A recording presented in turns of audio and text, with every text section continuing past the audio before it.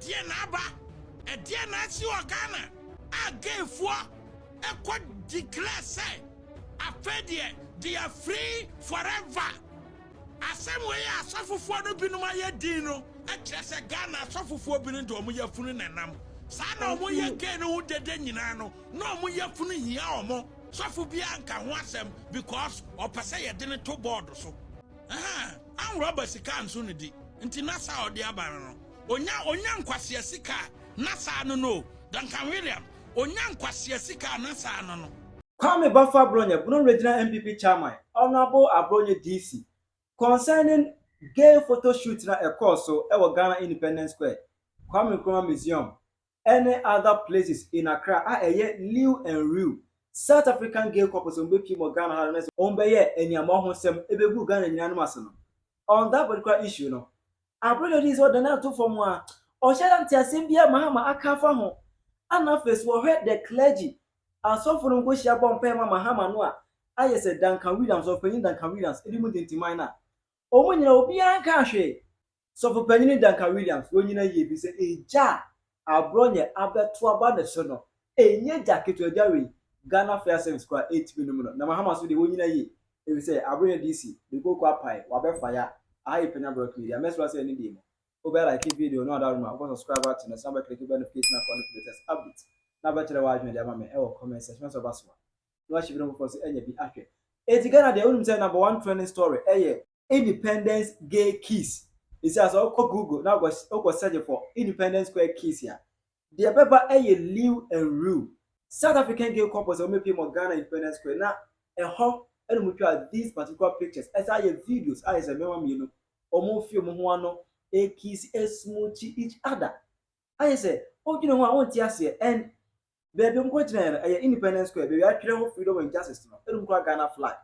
And pictures of which I'm going to post according to Muko, which will say, and Chroma Ejina Hanomo, Eka said Ghana is free forever. It almost Abejina a Honomo that day, no, is to declare freedom for Omo best Omuye gay and lesbianism. Our Ghana had just said, Yes, yes, Shamala, a banner Sardino. Omo Abe declare Omo freedom for those people. Or begin independence for those people ain't symbolically no. Ghana is a country that you can freely be a gay and you can freely be a lesbian. Just say a legal, it has been legalized. Now make na two from especially those clergy who had a fellowship with Mahama. And it is so interesting say I can tell you for a fact. And now on this particular issue, no.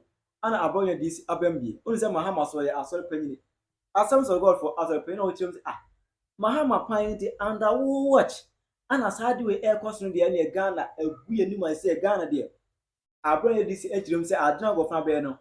Ejrim say Ghana trumu is being legalized under Mahama. Mudie freedom our Ghana.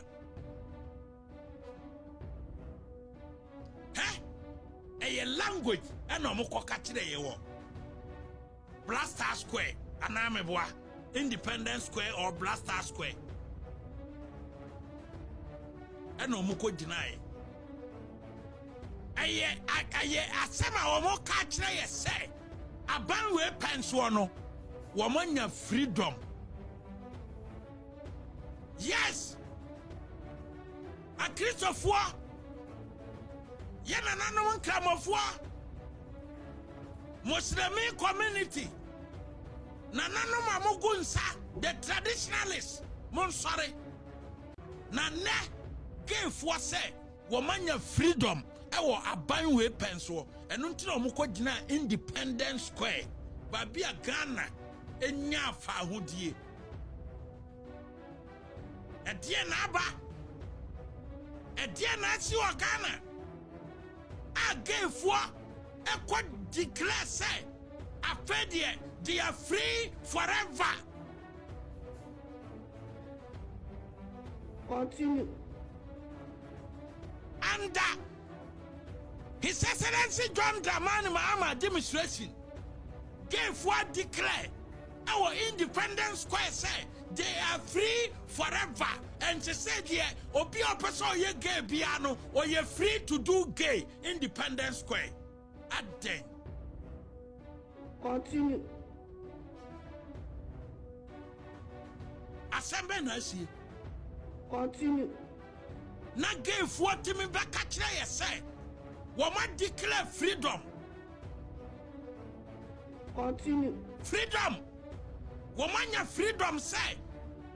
As I say bema war bema. Woman ya freedom say. As I say oba war oba e wo Ghana and the Independence Square and o makwa jina say and gay to gay, lesbian to lesbian for again freedom. Continue. In a Christian country like Ghana, in a Muslim country like Ghana, continue. A Christopher yen and Clamophone sorry waka.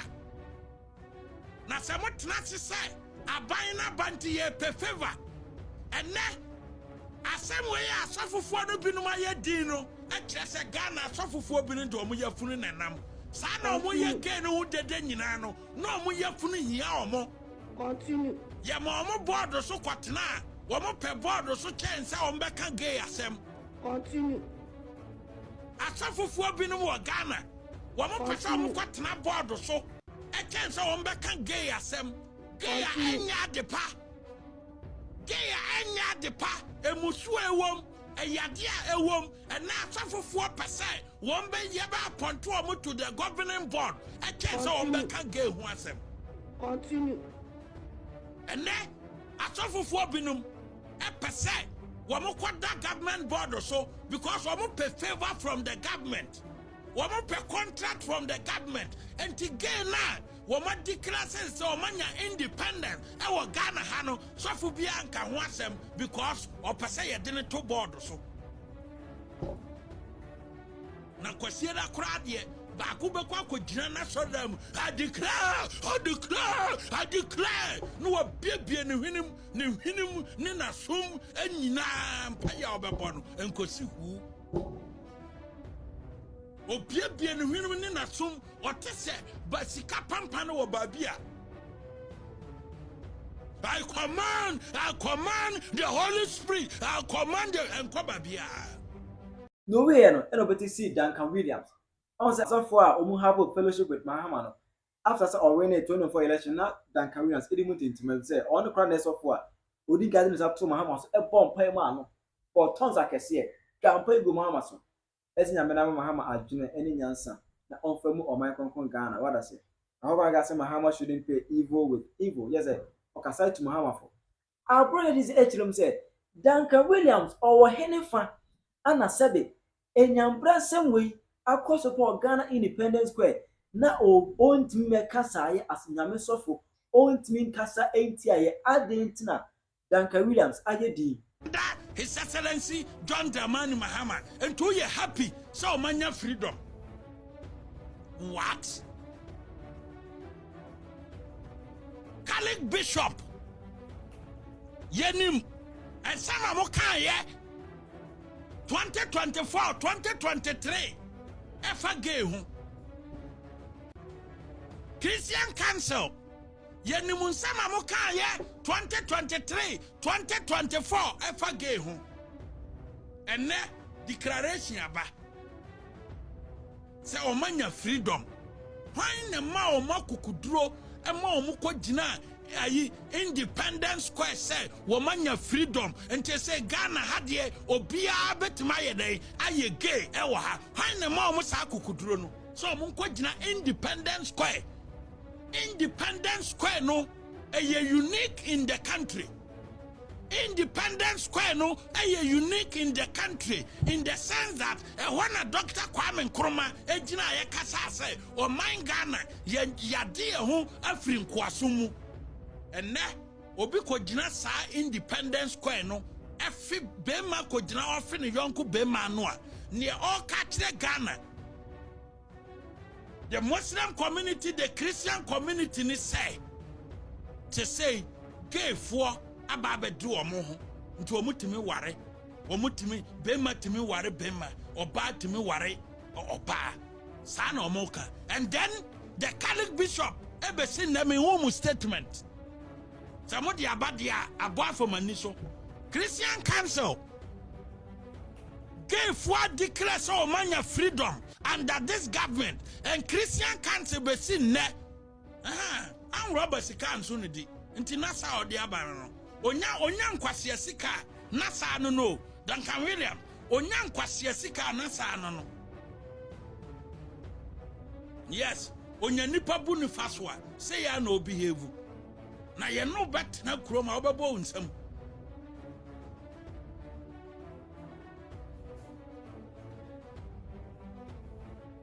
Onya sika krono sika bia na chese ayeye nu onya nipa bu na faso na saa no no mu so de asa we agina mu a na onya krono sika nti na no be ka se mayenti a se Mahama ntimi mfa 4 years emu man Mahama so ka kire se Ghana for to abama na odi 2 years best san Ghana for to abama na ono di 2 years ebe san Ghana.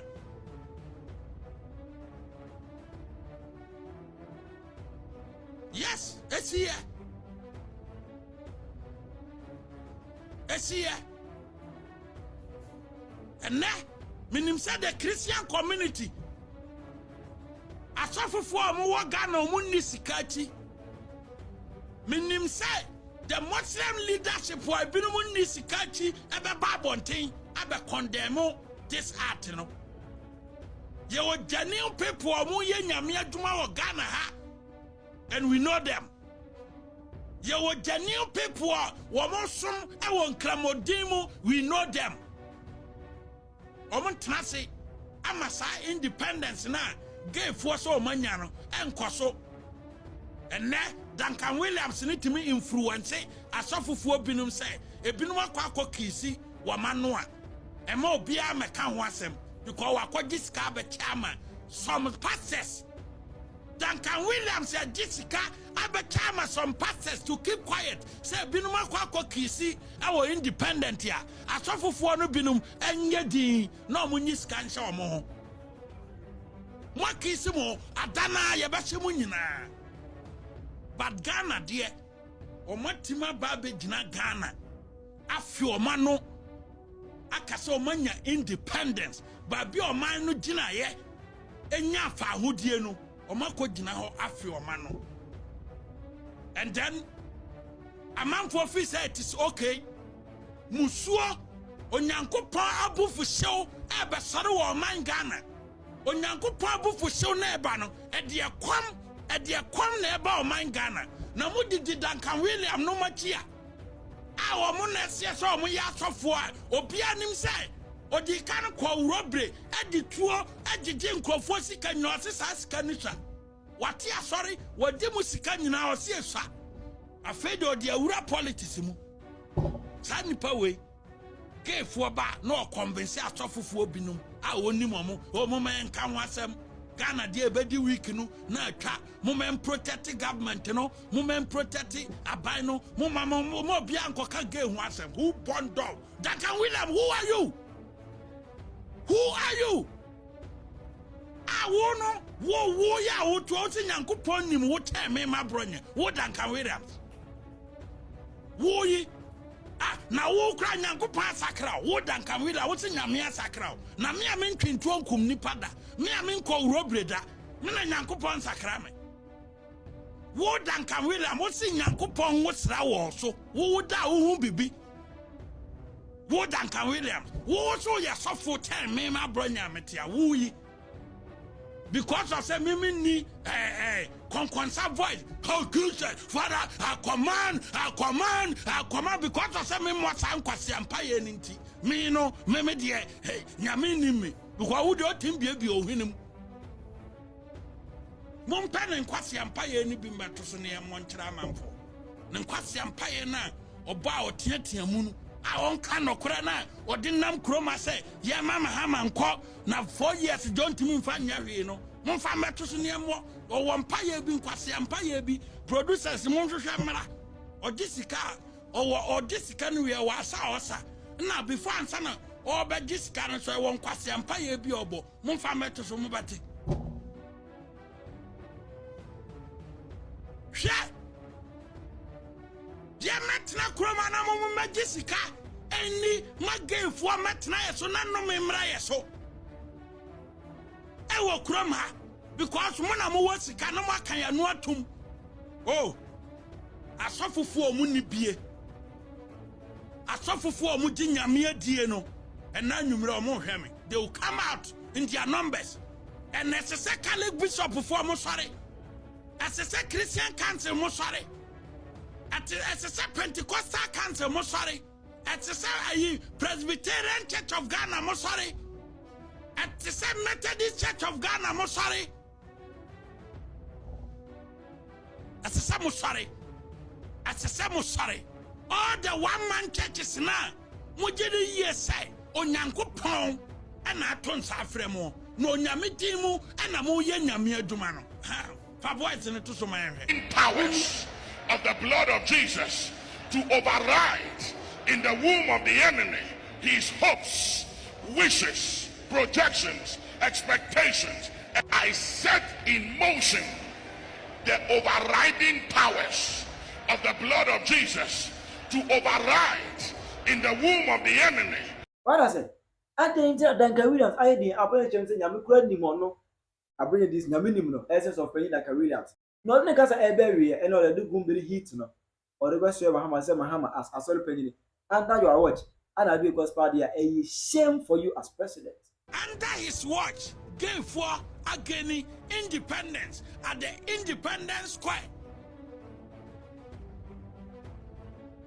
Under President John Dramani Mahama watch, gave for again independence at the Independence Square. Obia also a bar, Mutua Bamana, be a anti-gay bill na at that parliament no, or do ya no 2 seconds or best sign, or Jina Yamen Crawford nim and a nekasa, not Duncan Williams num, a bo munsum, pra. And now Obayano be no sign. O could did throw across a be no goo.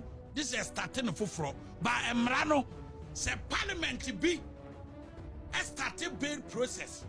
That's our parliament man to man passing. That's a new ye dissolve parliament, no. Not a new parliament bar. Ye introduce bill no.